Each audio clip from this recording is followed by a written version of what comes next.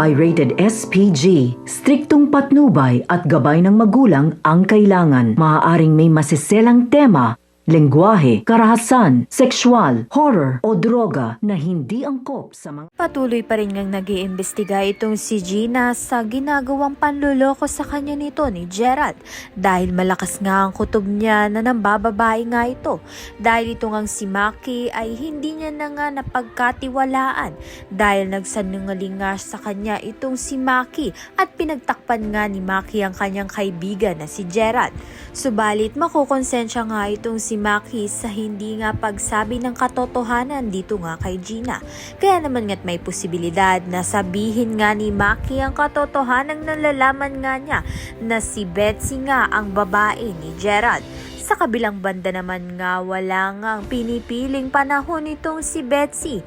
Kahit nga delikado ang ginagawa nga nila ni Gerald ay patuloy pa rin nga siyang lumalapit dito at gusto pa nga niyang may mangyari sa kanila. Subalit nawawala na nga ng gana si Gerald sa kanya dahil nakakahalata na nga itong si Gina sa pambababae nga nito ni Gerald.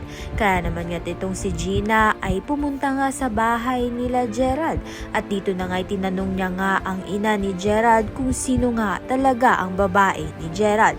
Kaya naman nga't yan at iba pa ang dapat nating pakaabangan. Maraming salamat sa iyong panonood.